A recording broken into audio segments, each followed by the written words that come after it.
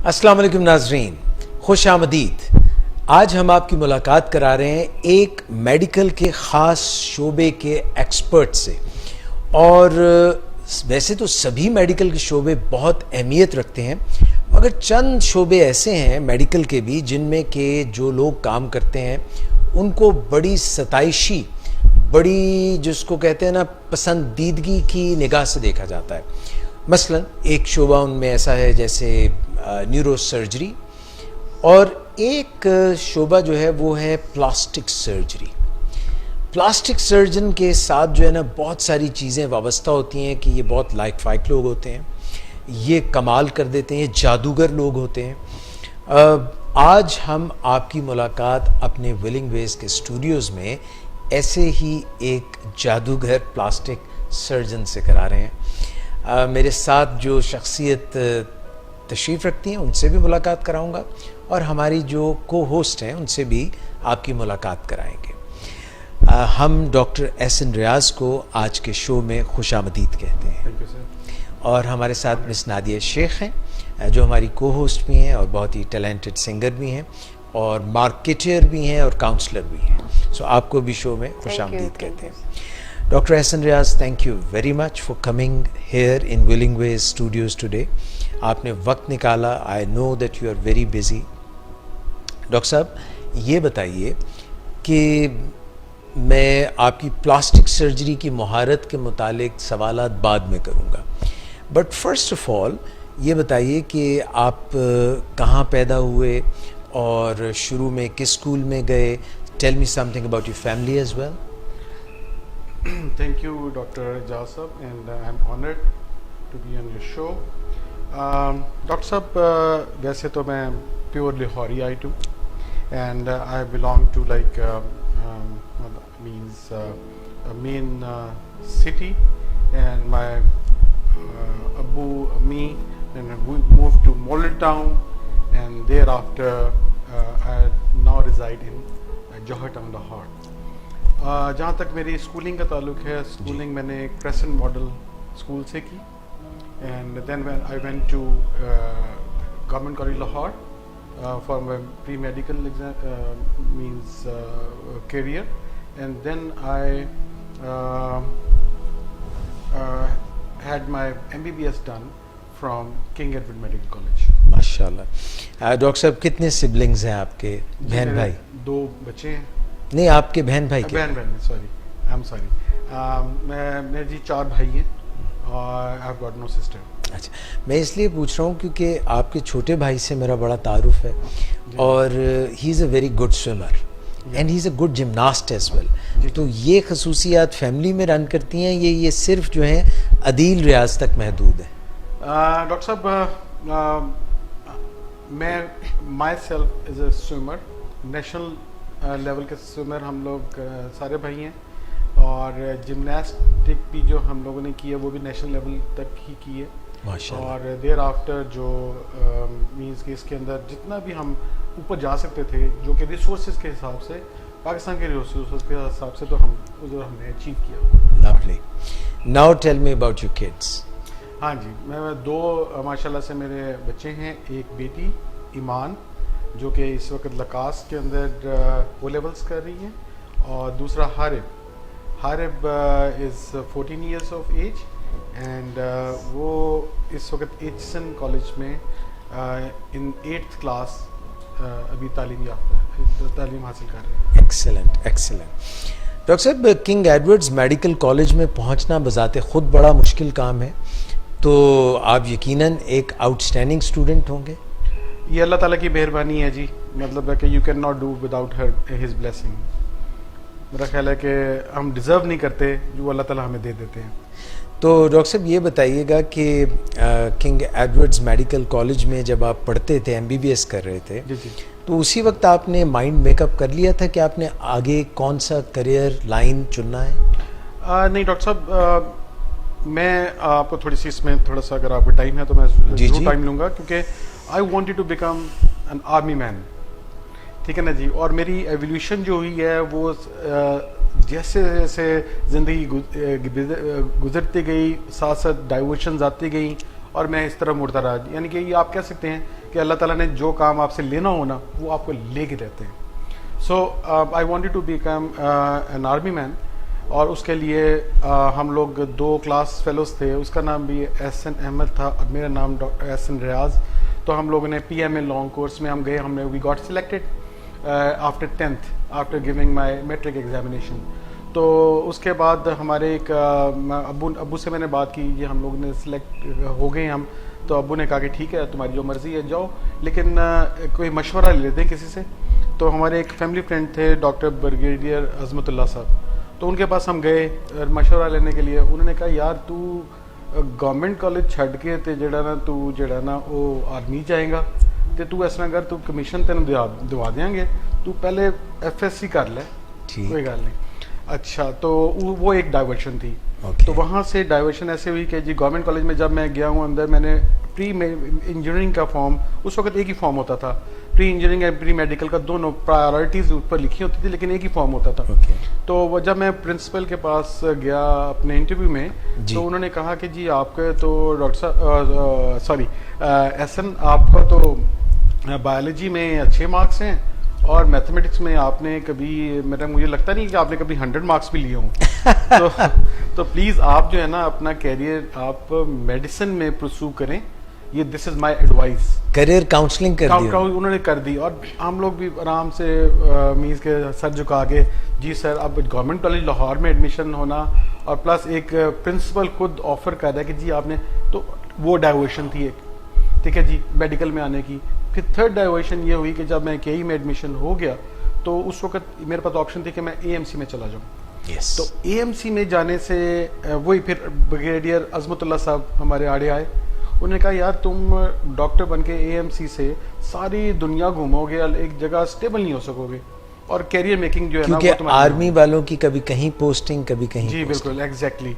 तो तुम पहले डॉक्टर बन जाओ, उसके बाद जो है ना कमिश्नर और अच्छी जगह पे फिर पोस्टेड होना.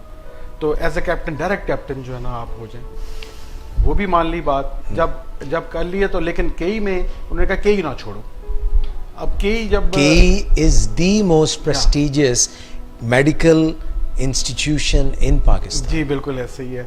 तो जब KE में आ गए हम, तो KE में जो है ना एक फ्लो के साथ लाइफ अब चल रही है. और प्लस जो है ना जब हम MBBS मैंने कर लिया, तो उस वक्त मेरा अपना माइंड मेकअप हो गया था कि मैंने ना कोई ऐसी चीज़ करनी है जो कि वर्सटाइल और जिसके अंदर कोई ग्लैमर हो, और प्लस जिसके अंदर आपकी स्किल इन्वॉल्व हो.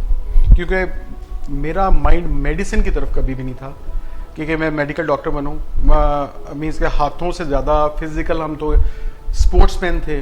तो स्पोर्ट्समैन के अंदर जो है ना वो एक एबिलिटी, हैंड्स ऑन जो है ना करने का शौक होता है. और प्लस मेरा भी कुछ एटीट्यूड ऐसे था कि किसी किस्म का जो है ना वो मेंटल वर्क जो है ना वो मैं इंटरेस्टेड नहीं था. सो मैं आई डिसाइडेड कि जो है ना मैंने कोई ऐसी फील्ड लेनी है कि जिसके अंदर स्किल वर्क हो. तो मुझे सबसे पहले जो इंस्पायर बंदे ने जिसने किया वो डॉक्टर आमिर अजीज ने किया. वो तो ऑर्थोपेडिक सर्जन. यस. तो I opted my career as an orthopaedic surgeon. अच्छा, जब मैंने FCPS अपना जो प्रिलिमिनरी जो कोर्सेज होते हैं या कुछ उसके लिए मैंने तैयारी करनी शुरू की, तो वहाँ पे जो है ना फिर मुझे डॉक्टर अवैस, सैयद मोहम्मद अवैस, बहुत बड़ा नाम है ऑर्थोपेडिक्स का, तो उन्होंने मुझे पिक किया. अच्छा, उस पिकअप से पहले कहाँ पे? Mayo hospital? जी मेयो हॉस्पिटल में. तो मेयो हॉस्पिटल में उस वक्त हेड ऑफ डिपार्टमेंट थे वो. तो उन्होंने मुझे पिक किया, बल्कि मैंने उनके जाके उनकी क्लिनिक पे गया. सर मैं I wanted to become an orthopaedic surgeon. तो उन्होंने मुझे वेलकम किया, मुझे उन्होंने अपने साथ लगाया और उन्होंने मुझे ट्रेनिंग दी. लेकिन एट व्हाट यू कॉल, जब मैं ट्रेनिंग कर रहा था तो उनकी डिफरेंट पोस्टिंग्स होती गई. कहीं कभी वो LGH चले जाते थे, कभी सर्विसेज चले जाते थे, स्टेबल नहीं थे. तो मुझे I had to follow him. ठीक है, जो मेरे लिए फॉलो करना बहुत मुश्किल था. इसी दौरान में मेरी गवर्नमेंट सिलेक्शन हो गई आफ्टर हाउस जॉब. जब मैंने ख़त्म की तो पब्लिक सर्विस कमीशन का जो इंटरव्यूज़ आए, तो आई वॉज लकी एनफ. वो भी मेरे पास जो सर्टिफिकेट मैं लेके गया, तो वो इतना बड़ा पलंदा था सर्टिफिकेट्स का. तो वो चेयरमैन देख के कहता है कि यार ये क्या है. तो they were my certificates of all my achievements. तो उसने जनाब मुझे जो है ना वो जॉब भी ऑफ़र की और सारा कुछ. गवर्नमेंट सर्वेंट बन गए. जब गवर्नमेंट सर्वेंट के लिए बहुत ज़्यादा मुश्किल होता है मूव करना, तो मैं प्रोफेसर साहब के साथ मूव करना बड़ा मुश्किल हो रहा था मुझे। तो मैं फिर बीच में एक और मेरे साथ मुलाकात हुई जिनको डॉक्टर अफजल हुसैन, वो मेरे एसआर थे ऑर्थोपेडिक्स के। तो उनके साथ जब मैं बैठा हूँ तो वो उनके साथ मैंने सिनेरियो जब डिस्कस किया अपना, तो उन्होंने कहा कि यार आप देखो ऑर्थोपेडिक सर्जरी तो आप करें और ज़रूर करें, बड़ी स्किल वर्क है, सारा कुछ है, लेकिन आप जो रोटेशन पे जाएंगे ना उस वक्त आप डिसाइड करना कि आपने करना क्या है। जब आपने FCPS कर लिया, आप रोटेशन पे जा रहे हैं, उसके ऊपर आप ज़रा देख लें अपने कैरियर। उस वक्त ये नहीं था कि इंटरमीडिएट मॉड्यूल और ये सारा प्रिलिमिनरी सेटअप नहीं, मगर FCPS पार्ट 1 कर चुके थे? जी पेप्सी पार्ट 1 मैंने कर लिया था, जल्दी कर लिया।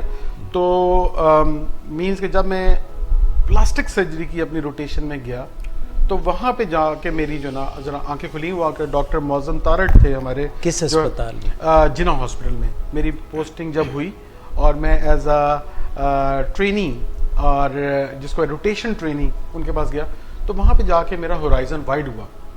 ऑर्थोपेडिक्स का मेरा हाथ वैसे ही था, तो वहाँ पे मैंने देखा कि there lot of accidents and जो हम लोग मीट ही नहीं कर पा रहे। और जब मैं डॉक्टर अफजल हुसैन के साथ एक दफ़ा जब ऑपरेशन में था तो डॉक्टर मौज़म उधर आए हमें हेल्प आउट करवाने के लिए। और वुड यू बिलीव कि जो हमारी कॉस्ट थी ऑपरेशन की, it was less 3 times less than his cost, यानी कि उनकी फ़ी। अच्छा, वो तो खैर एक अलग चार्मिंग इफेक्ट था कि जिसके अंदर, लेकिन हम एक कंसोर्शियम बनाना चाह रहे थे, एसोसिएट बनाना चाह रहे थे, जहाँ पे मैं और डॉक्टर अफजल हुसैन आप साथ लॉन्ग टर्म एक लेके चलें इस सारे वेंचर को। तो वहाँ पे मैंने डिसाइड, उन्होंने कहा कि जी आप प्लास्टिक सर्जरी अगर आपको बहुत पसंद आई है, जो आपका होराइजन भी वाइड हुआ है, आप मौजम साहब के साथ जा गए हो, उनको आपने बहुत सारी ऐसी चीज़ें देखी हैं जहाँ पे ऑर्थोपेडिक सर्जन की लिमिटेड अप्रोच थी। वहाँ पे हड्डी टूट गई, he can fix it, but हड्डी टूट गई, ऊपर से फ्लैश गायब हो गया, नो मास इज देयर, तो वहाँ पे यू आर स्टक। तो वहाँ पे plastic surgeon steps in play. तो वहाँ पे बेसिकली जहाँ पे ऑर्थोपेडिक सर्जन की रीच खत्म, लिमिट खत्म होती है, तो वहाँ प्लास्टिक सर्जरी स्टार्ट्स देयर। तो वो एक बहुत बड़ा मेरे लिए जो है ना वो इनकरेजिंग पॉइंट था कि हम यानी कि मीन्स के लिमिटेड रिसोर्सेज में काम करने के बजाय वाइड होराइजन के साथ काम करें। तो बल्कि मेरी एक डिग्री में DORT भी है, diploma in orthopaedics and rehabilitation technology, UK से मैंने किया हुआ है। तो जब वो मैं कर रहा, तो जो मैंने इसके साथ साथ जब किया, तो मैंने जब प्लास्टिक सर्जरी में शिफ्ट हुआ तो उसका भी मुझे बड़ा फ़ायदा हुआ। उसका फ़ायदा ये हुआ कि मैं अब मेरी जो अप्रोच थी वो ऑर्थोप्लास्टिक अप्रोच बन गई, यानी कि मीन्स कि मैं एंगल से देख रहा था ऑर्थोपेडिक्स के भी और साथ जो है ना प्लास्टिक सर्जरी के सिनेरियो। डॉक्टर एहसन रियाज, क्योंकि जो भी बुनियादी पीछे स्ट्रक्चर है, चाहे वो फेस है या वो रिब केज है या जहाँ पे भी पीछे तो हड्डियाँ हैं ना जी, बिल्कुल ऐसे, फिर उसके ऊपर मसल है, हाँ। फिर फेशिया है, हाँ। फिर स्किन है। जी बिल्कुल ऐसा ही है। तो ये सारी चीज़ें जो है ना वो बड़ी फैसिनेटिंग है और अल्हम्दुलिल्लाह कि मुझे इस चीज़ के ऊपर कभी भी डाइवर्शन का कभी भी नुकसान नहीं हुआ। इसने हमेशा जो है ना मुझे बूस्टअप ही किया और जो अल्लाह ताला ने बेहतर समझा तो उसके अंदर में आया। मतलब है कि it was not like, it was by like diversions, it was like a divine force guiding you to the right direction. तो जब मौजम साहब ने फिर पॉलिश किया मुझे और I was amongst the first few trainees जो कि उनके FCPS प्लास्टिक सर्जरी के बने। कब किया आपने? 2001 में मैंने स्टार्ट की थी अपनी रेजिडेंसी एंड मैंने 2009 में विद ऑर्थोपेडिक्स के साथ छोटी सी एक 1.5 साल की। वो कहाँ से किया आपने? ऑर्थोपेडिक्स की जो थी वो मेरे अवैस साहब के साथ थी। अच्छा। तो डॉक्टर अवैस ने मुझे सारा करवाया अपना जो ये जितनी भी मैंने थोड़ी बहुत स्पेशलाइजेशन, क्योंकि मैंने बीच में से डाइवर्शन की थी तो मुझे थोड़ा सा टाइम ज़्यादा लगा, लेकिन 2009 में मैंने FCPS कर लिया प्लास्टिक सर्जरी में, फुल फ्लैश प्लास्टिक। फिर उसके बाद जी फिर असल में तो बात स्टार्ट होती है बाद में। आपने एक दफ़ा डिग्री हासिल कर ली तो इट्स नॉट ओवर।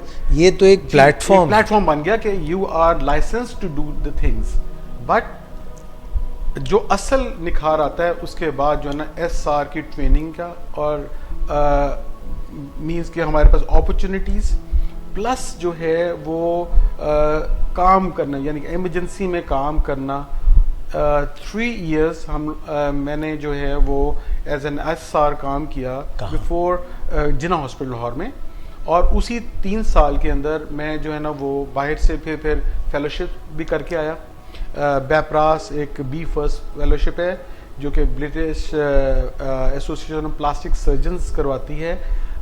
पाकिस्तान जैसे ममालिक है उनको इनवाइट करते हैं, इंटरव्यूज़ होते हैं, सिलेक्शंस होती हैं, रिकमेंडेशंस होती हैं, LORs होते हैं, तो उसके बाद आप सिलेक्ट होते हैं। तो इन माय सिनेरियो तो I was selected amongst that. 2 बंदे सिलेक्ट हुए थे, एक कराची से एक मैं था इधर से, तो हम लोग गए थे, जाके हम फेलोशिप्स करके आए। फिर बहुत सारी फेलोशिप्स ऐसी हैं जो कि अमेरिका से किया। वो यूनिवर्सिटी ऑफ सिंसिनेटी का नाम सुना, ओहायो, उधर मौज़म साहब ने भेजा कि जाके तुम करके आओ, और वो उसके अंदर एक बहुत बड़ा हिडन एक ये था पॉइंट कि आपने जाके उनका इन्वायरमेंट देखना है, वहाँ पे बर्न्स की मैनेजमेंट हो रही है, वहाँ पे क्या क्या चीज़ें state of the art Burns के लिए चल रही हैं, वहाँ पे एलोडम यूज़ हो रही है, जो मींस के हाई टेक टेक्नोलॉजी यूज़ हो रही हैं, उनको आपने व्हाट यू कॉल स्टडी करना। तो ये सारी चीज़ें जो है ना, और लेटेस्ट जो चीज़ें हैं वो भी साथ करना। At the same time cosmetics का उधर देखने का मुझे बहुत मींस के बहुत ज़्यादा जो है वो मौका मिला, और बहुत ज़्यादा जो है वो फ़ायदा भी हुआ बाद में। अच्छा डॉक्टर साहब, ये आपने इतना अच्छा अपनी जर्नी बताई है, तो मुझे ये बताइए कि अमेरिका में फर्दर कौन सी ऐसी चीज़ें थी जो आपके लिए आई ओपनर्स थे, क्योंकि यहाँ पे आपने प्लास्टिक सर्जरी में ट्रेनिंग की, ब्रिटेन से आपने फेलोशिप की, तो ये जो 3 ममालिक आपने जिक्र किया, Pakistan, then Britain and then USA, इसमें वो क्या ऐसी टेक्नोलॉजी है जो आप समझते हैं कि USA से आप ख़ास लेके आए हैं? डॉक्टर साहब, चीज़ें बेसिकली उधर जिस लेवल पे आप काम करते हैं वो ऑब्जर्वरशिप होता है। You can not, they don't let you play with their patient. ये हमारा मुल्क है जिसके अंदर लोग आके और जो इंटरव्यूज कर लेते हैं और जनाब आके ऑपरेशंस वगैरह विदाउट एनी लाइसेंसिंग और प्री व्हाट यू कॉल के परमिशन बाय PMDC ये वो सारा कर लेते हैं, लेकिन वहाँ पे बहुत सेट सिस्टम है। ये मैंने एक चीज़ नोट की उधर, और जब तक मुझे परमिशन नहीं मिली, मैंने वो एग्ज़ाम पास नहीं किया। उनका एक एग्ज़ाम होता है HIPAA, ठीक है ना, जो कि इनका प्रिलिमिनरी एग्ज़ाम है, एंट्रेंस एग्ज़ाम है। जब तक वो मेरा क्लियर नहीं हुआ, they didn't let me touch the patient, ठीक है ना, नंबर 1। नंबर 2, फिर उसके बाद उनकी जो एक अप्रोच है वो सिस्टम उन्होंने बनाया हुआ है। मतलब ये सिस्टम देखें, हर काम हर जगह हो रहा है, हमें वी नो ये प्रोसीजर इस तरह होता है, बुक्स में भी पढ़ते हैं हम, लेकिन बेसिक सिस्टम जो है ना, बेसिकली वो इज़ द एसेंस कि आप सिस्टम में काम करें। अब मैं भी जब उधर से जब मैं इधर आया हूँ, तो मैंने अपने क्लिनिक के ऊपर भी या मैं कोशिश करता हूँ कि अपने ट्रेनीज़ को भी सिस्टम से चलाऊँ, यानी कि मीन्स कि ये नहीं हैपेजेड चीज़ें नहीं, सिस्टम से। अगर आप सिस्टम बना देंगे तो जो लोग हैं घोड़े और गधे वो भी चल देंगे, ठीक है ना, एक ही लाइन में। लेकिन थिंग इज, अगर सिस्टम नहीं बना सकेंगे तो फिर तो आपका जो ना ब्रेन ड्रेन होता रहेगा, या जो है वो आपका मीन्स डिप्रेशन में बंदे जाते हैं, टैलेंट का भी कोई फ़ायदा नहीं है। डॉक्टर साहब, ये बताइएगा कि अभी आप अपना प्राइवेट क्लिनिक फ़कत रन कर रहे हैं या किसी हॉस्पिटल के साथ, किसी मेडिकल स्कूल के साथ एसोसिएटेड? जी, मैं असिस्टेंट प्रोफेसर हूँ in Jinnah burn and reconstructive surgery centre में, जो जिना हॉस्पिटल, जिना हॉस्पिटल के साथ एक अलग से बिल्डिंग बनी है, जो कि पिछले 3 साल से हम लोग काम कर रहे हैं उधर, और जिसके हेड मैंने अभी मुतारिफ़ करा दिया, डॉक्टर मौज़म तारड़, और मैं उनका असिस्टेंट प्रोफेसर हूँ। और हम लोग वहाँ पे रिकंस्ट्रक्टिव सर्जरी करते हैं ज़्यादातर, वहाँ पे कॉस्मेटिक्स नहीं करते। रिकंस्ट्रक्टिव सर्जरी में lower limb, upper limb, head and neck, Burns हमारा टारगेट होता है, क्योंकि अगर हम उधर भी प्लास्टिक सर्जरी या हम जो लोगों के जो गलत कॉन्सेप्ट्स हैं कि प्लास्टिक सर्जरी सिर्फ कॉस्मेटिक्स का नाम है, ऐसे नहीं है। To reform structure, form and structure, तो वो रिकंस्ट्रक्शन का नाम है। मीन्स कि जो आपने बंदे की खोई हुई फॉर्म, एक खोया हुआ पार्ट, वो रिप्लेस करना, उसका नाम प्लास्टिक सर्जरी है, उसका नाम रिकंस्ट्रक्शन है। ना कि आपको जो है ना वो गलत जो है ना वो एक तरह के मिथ्स हैं कि प्लास्टिक सर्जरी सिर्फ और सिर्फ कॉस्मेटिक्स का नाम है। तो प्लास्टिक अगर बैक एंड पे देखें तो plastic surgeon like they are finishers. उसमें ये है कि हर बंदे को हमारी ज़रूरत पड़ती है, चाहे वो यूरोलॉजिस्ट हो, चाहे वो पीडियाट्रिक्स वाला बंदा हो, चाहे सर्जन हो, चाहे वो गायनोकोलॉजिस्ट हो, सबको हमारी अल्टीमेटली ज़रूरत पड़ती है। और हमें हमारे कॉलों का कोई जो है ना वो हमारे पास जो है ना एक पलंदा है हमें उसका, जो कि हमें रोज़ाना अटेंड करने पड़ती हैं, और हम रोज़ाना जाके उनको मशवरे भी देते हैं और उनके साथ ज्वाइंट होकर उनकी हेल्प आउट भी करते हैं, और उनके जो मरीज़ हैं जो कि वो नहीं हैंडल कर सकते वो हम अपने पास शिफ्ट करके उनको ऑपरेट भी करते हैं।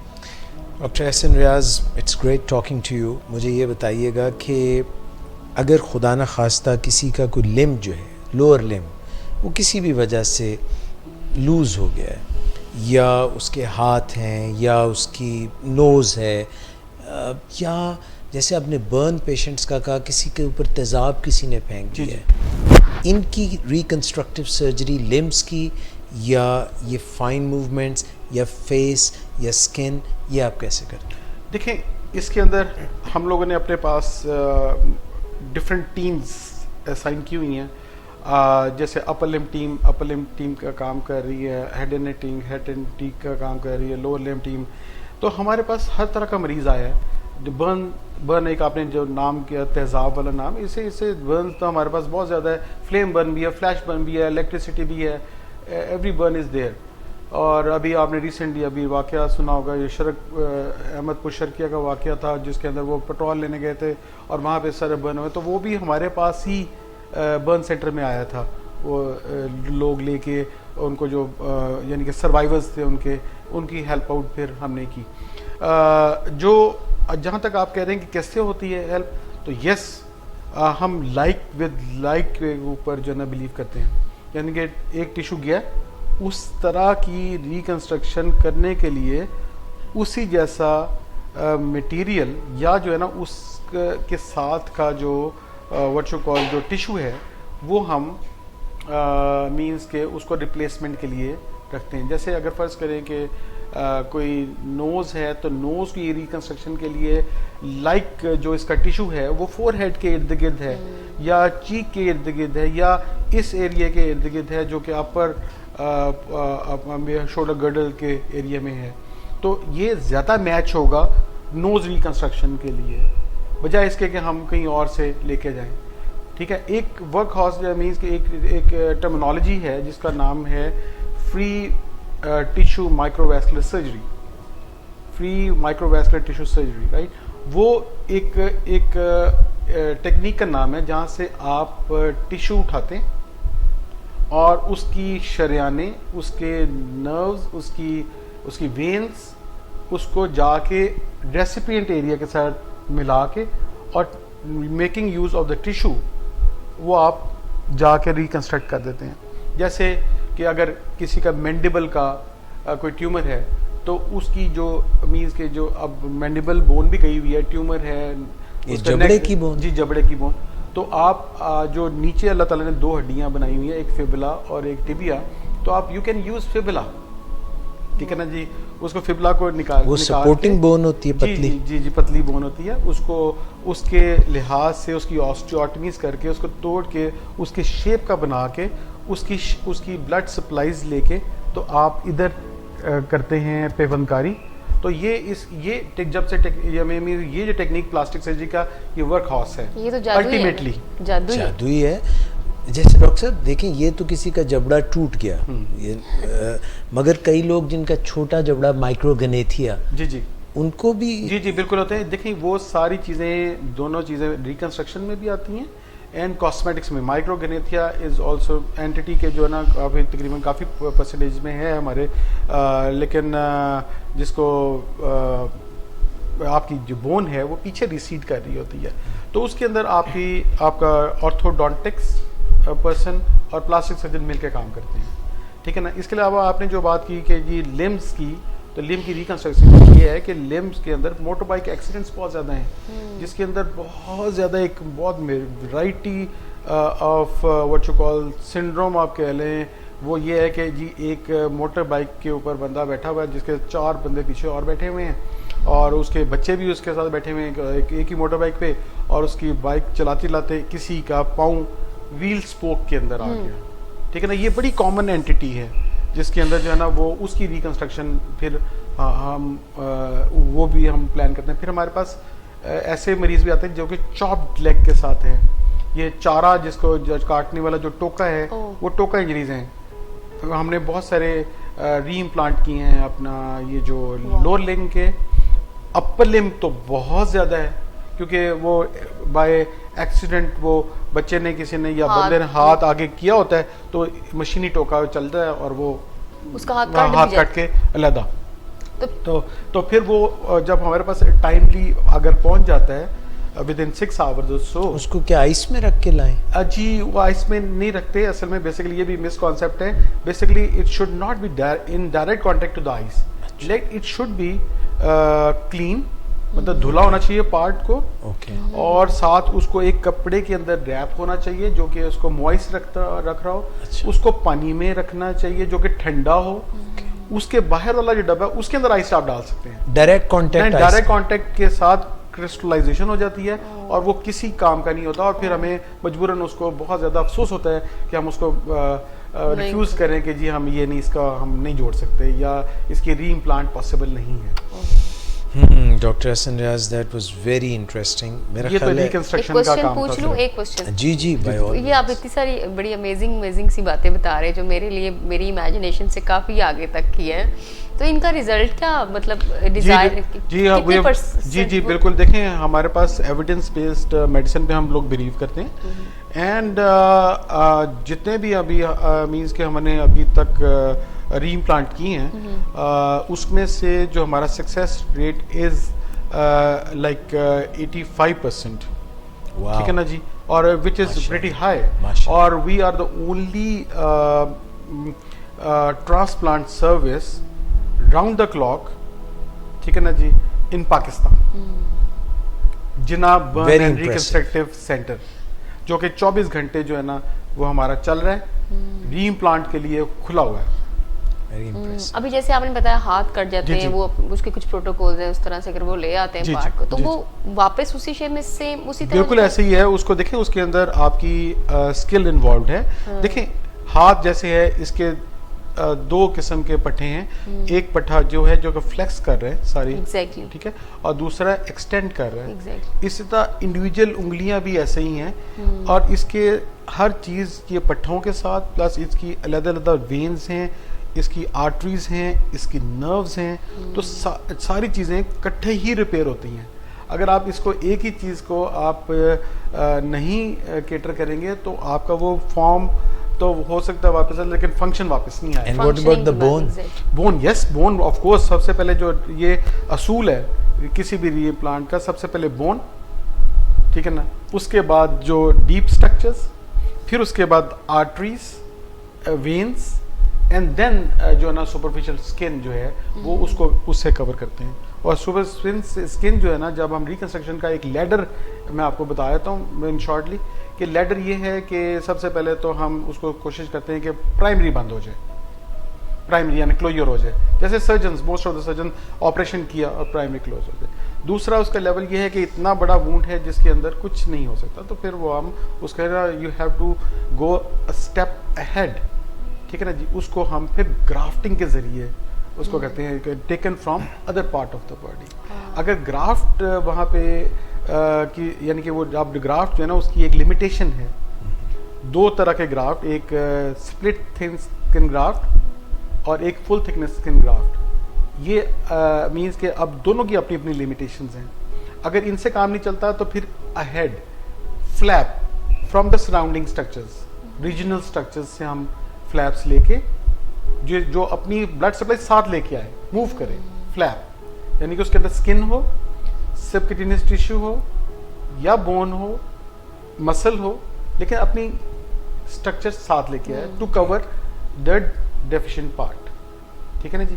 न्यूरो सर्जरी में भी ये सारी चीज़ें जो ना मीन्स के ब्रेन बाजुकात ओपन हो जाता है, तो हमें लोग ये बुलाते हैं न्यूरो सर्जन। आपने न्यूरो सर्जन की बात इसलिए मुझे याद आई, तो हम उसको फिर कवर करते हैं, जो ब्रेन को कवर करने के लिए फ्लैप्स करते हैं। अगर इससे भी बात ऊपर चली जाती है तो फिर मैंने जैसे आपको बताया जो टेक्निक है रिकंस्ट्रक्टिंग की, जो कि लास्ट ऑप्शन होता है, या जिसको कहते हैं फ्री टिश्यू माइक्रोवैस्कुलर सर्जरी, वो करते हैं। तो ये है स्टेप। प्रोस्थेटिक्स भी यूज़ करनी जी, प्रोसेसिस भी यूज़ होती हैं, लेकिन वो वहाँ पे जहाँ पे हमें मीन्स कि जहाँ एम्पुटेशन हो गई है, हम कुछ नहीं कर सकते, तो फिर हम वो जो प्रोस्थेटिक्स वाले के पास या रिहैबिलिटेशन सेंटर के पास हम भेजते हैं, तो वो फिर आपका आर्टिफिशियल लिम्स वगैरह बना के देते हैं। या बिलो नी एम्पुटेशन है, अबव नी एम्पुटेशन है, तो उसके डिफरेंट प्रोस्थेसिस जो है ना अवेलेबल हैं। डॉक्टर साहब, मिस नादिया जो है आपके आने से पहले पूछ रही थी, और मेरा ख्याल है वो सवाल यहाँ पे करना बनता है, ये पता नहीं क्यों झिझक रही थी। वो कह रही थी कि डॉक्टर साहब से ये ज़रूर पूछिएगा कि अगर किसी का दिल टूट जाए तो क्या वो भी आप जोड़ देते हैं? मैंने कब पूछा? मैं ऑन द रिकॉर्ड मैंने पूछा। अच्छा, लेकिन बाकी दिलो सर किसी का भी टूट सकता है सर, ये तो, और at any level at any cost उसका कोई इलाज नहीं है वैसे, वही कर सकता है जिसने दिल तोड़ा हो। अच्छा, तो फिर डॉक्टर साहब आप ये बताएं कि आप लोगों को इतना हसीन क्यों बना देते हैं कि वो लोगों का दिल तोड़ दें? अब ये देखिए, आपके कोई शख्स है, ये जो आप जिस मुआशरे में हम रह रहे हैं और पूरी दुनिया में हम जहाँ रह रहे हैं, अगरचे मसाइल हैं, स्टारवेशन के मसाइल भी हैं, खाना कम होने के मसाइल भी हैं, मगर फिर भी पॉपुलेशन का एक बड़ा हिस्सा वो सर ज़रूरत से ज़्यादा या तो खा रहा है, या उनके कोई हार्मोनल डिस्टर्बेंसेस हैं और वो मोटे हो जाते हैं। और जब वो मोटे हो जाते हैं, इस पे मुझे एक बड़ी कहावत याद आ गई डॉक्टर एहसन रियाज, कि जो बंदा 2.5 मन की बोरी ख़रीद सकता है, वो 2.5 मन की गंदम की बोरी उठा नहीं सकता, और जो 2.5 मन की गंदम की बोरी उठा सकता है वो ख़रीद नहीं सकता। आपकी बहुत अच्छी बात है, and I would add to it further more. देखें, अल्लाह ताला ने इंसान को बड़ा बैलेंस बनाया है, हर चीज़ बैलेंस्ड है। ये हमने बैलेंस खुद आउट किया हुआ है। एग्जैक्टली। और बैलेंस क्यों आउट किया हुआ है? क्योंकि हम जो अपनी नॉर्म से बाहर निकल गए। नॉर्म से निकलना ये है कि एक आपको मैं समझाता हूँ चीज़, सेंटर ऑफ ग्रेविटी जी, वो आम तौर पे जो आपका मलाइकस है उसके ऊपर और अंदर होती है। ठीक है। एक नॉर्मल फिट बंदे की सेंटर ऑफ ग्रेविटी मलाइकस से ऊपर और अंदर होती है, नाफ से ठीक है ऊपर और अंदर होती है। ठीक है। अगर ये कोई बंदा इस अदरवाइज उसको कोई ऑर्गेनिक डिसऑर्डर ना हो, या उसको कोई कंजेनिटल एबनॉर्मली ना हो, या उसका और कोई मसला मसाइल ना हो, तो वो फिट बंदा है। ओके, ठीक है ना जी। और उसका वेट भी ठीक है, बैलेंस है वो।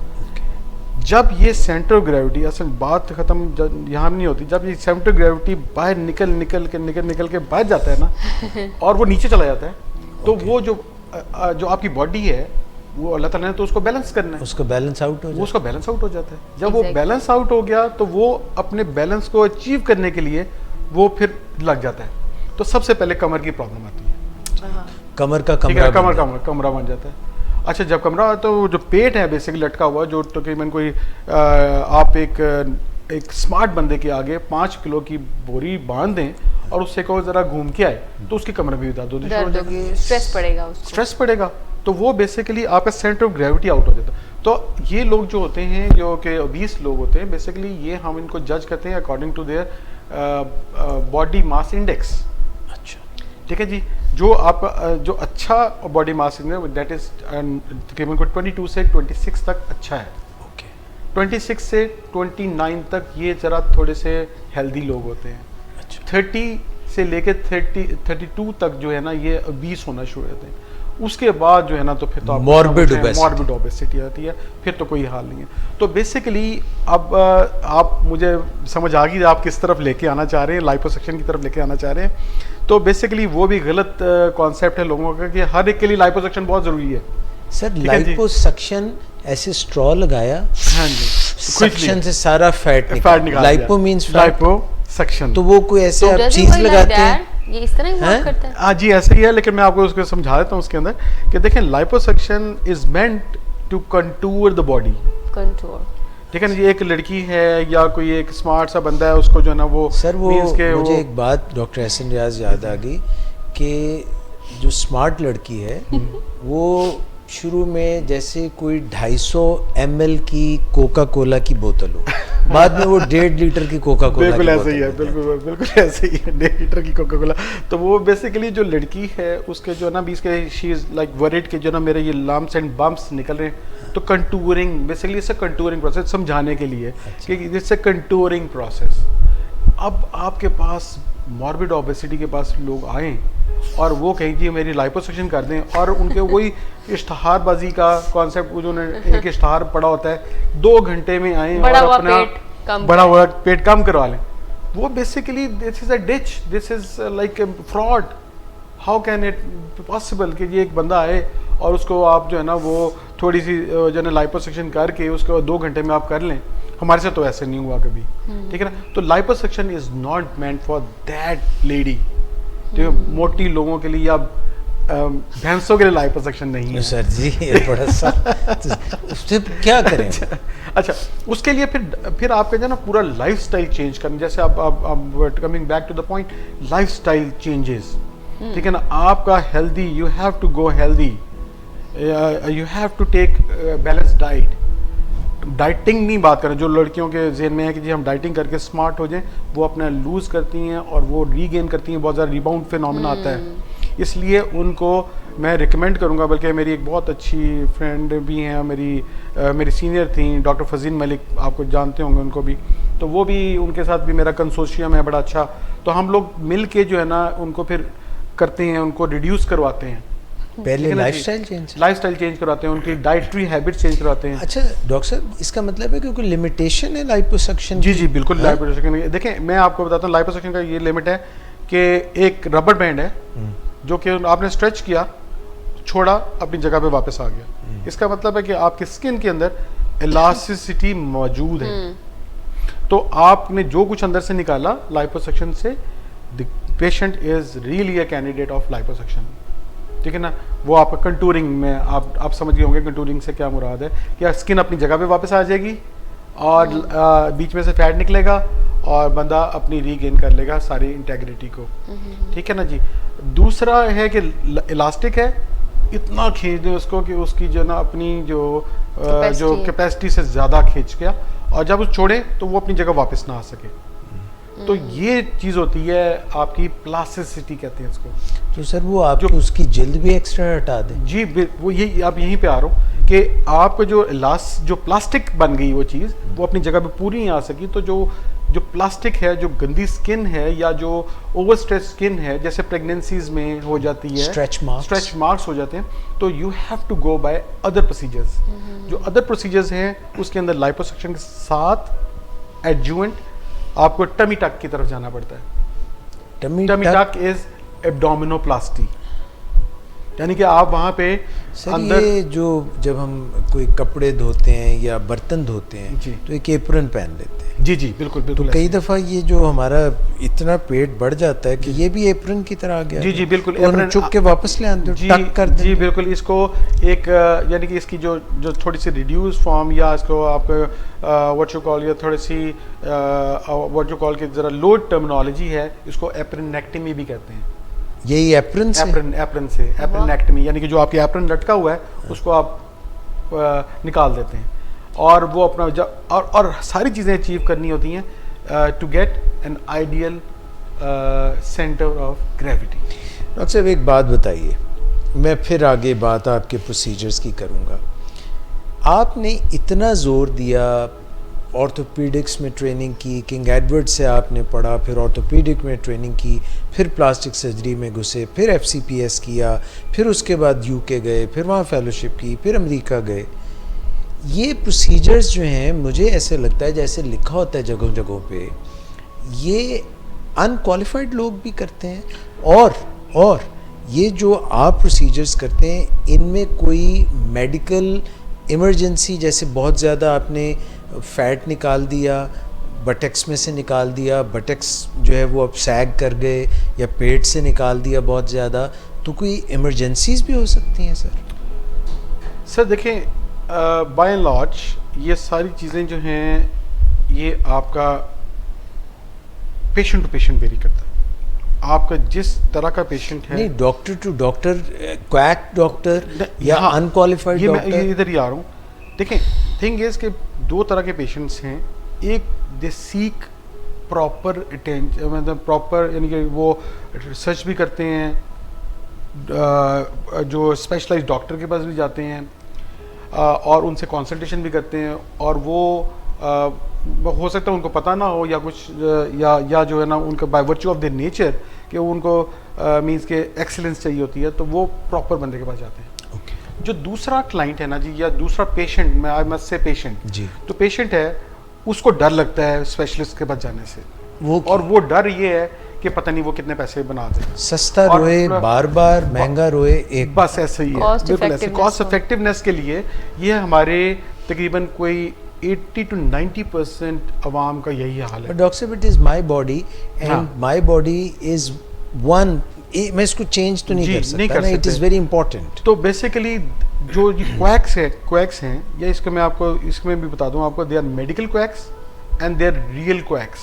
मेडिकल क्वैक्स डॉक्टर्स ही हैं जो कि दे आर नॉन स्पेशलाइज्ड, लेकिन बाय वर्च्यू कि ये डॉक्टर्स हैं, बट वो ऑथराइज नहीं। ऑथराइज नहीं है, बिल्कुल नहीं है, और ये एक सेट रूल है, Skills नहीं है PMDC उनके का पास। स्किल नहीं है, या वो लोग जो है they are not train in it.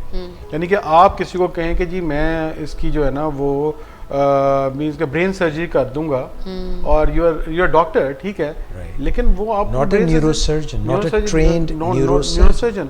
या जो है वो मैं कोई और आपका ले लें आपके जी एक मैं quack जो है, समझ गया आपकी बात। कि जी जो जनरल सर्जन है वो तो एक अपेंडिक्स कर सकता है, चलो जी कोई और भी जो अनट्रेन्ड बंदा जिसने हाउस जॉब में सिर्फ की हुई है अपेंडिसेक्टमी, वो बाद में तो अपेंडिसेक्टमी नहीं कर या सकता ना जी। फॉर दैट मैटर कोई OTA, ओटी है, यस, हाँ जी, ये अब ऑपरेशन थिएटर असिस्टेंट, असिस्टेंट उन्हें बड़े सर्जन्स नु असिस्ट करते कराया हुए है। जी देखा है। करने So- देखा हुआ है, और वो क्योंकि ये एक बेसिकली जो सर्जरी है ना, basically this is an imitation, ये देख के आ जाती है, और बंदा जो देख रहा होता है वो उसके बहुत सारे टेम्पटेशन होती है कि मैं भी करूं, जब ये कर सकता तो मैं क्यों नहीं कर सकता, तो इसलिए क्वैकरी जो है ना जन्म लेती है। अब मेरे साथ जो लोग काम करते हैं वो बहुत लोगों को मैंने फायर किया इसी वजह से कि वो they have started their own clinics, ठीक है ना जी, देख के, तो बेसिकली वो डॉक्टर साहब ज़्यादा पैसे ले रहे हैं, हम आपसे कम में पैसे ले लेंगे। अब ये नहीं पता कि उसकी स्टरलाइजेशन क्या होनी है, ये नहीं पता कि क्या पीछे होमवर्क क्या इन्वॉल्व है, स्किल क्या इन्वॉल्व है, कितनी जो है ना वो एजुकेशन इन्वॉल्व है, और किस तरह जो है ना वो एग्जीक्यूशन क्या है, प्लानिंग क्या है, तो वो तो उनको नहीं पता। डॉक्टर साहब, ऑन दिस नोट मैं चाहूँगा कि हमारी टीम ने आपके क्लिनिक पे विज़िट किया था, जी जी, तो मैं चाहूँगा कि जो आपका प्राइवेट क्लिनिक है, हम किसी दिन आपके जिना अस्पताल भी आएंगे, जी बिल्कुल जी, मगर जो आपका प्राइवेट क्लिनिक है, मैं चाहूँगा कि एक शॉर्ट टूर हम अपने नाजरीन को कराएं कि डॉक्टर एहसन रियाज का जो प्राइवेट क्लिनिक है वो तमाम मयारात को मद्देनज़र रखते हुए एक छोटा सा विंडो है जो आपको दिखाएंगे, ऑल प्रोसीजर्स तो नहीं हम दिखाएंगे, and then after seeing this package we will come back to doctor Ehsan Riyaz.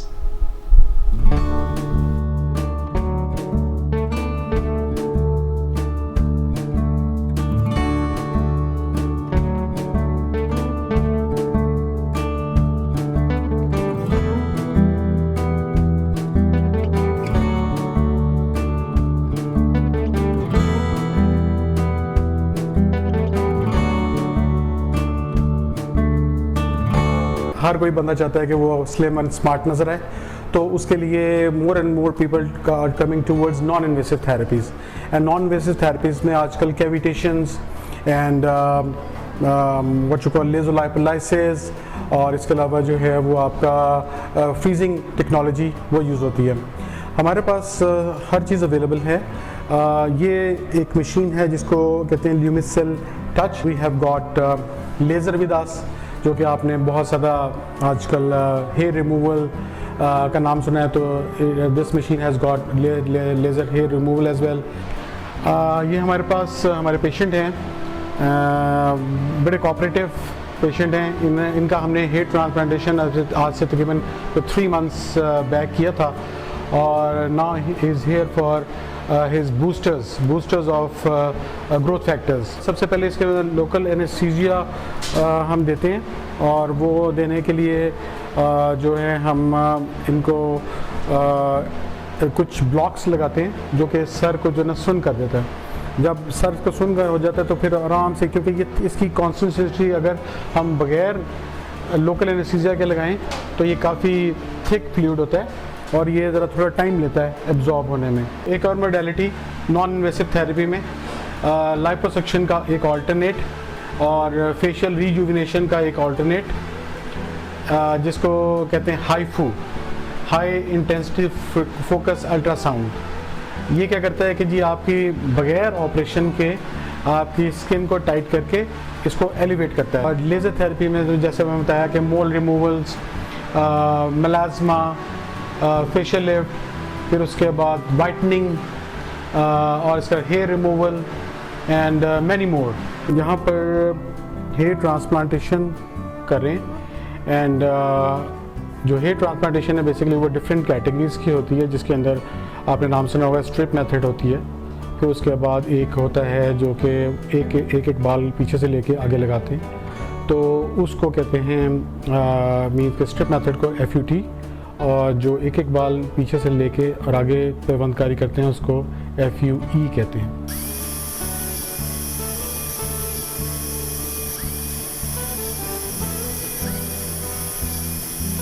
Assalamu alaikum, this is Dr. Hassan, and I'm a plastic surgeon and working as an assistant professor in Jinnah Burn and Reconstructive Surgery Center, and running my own clinic in the name of Plasthetics.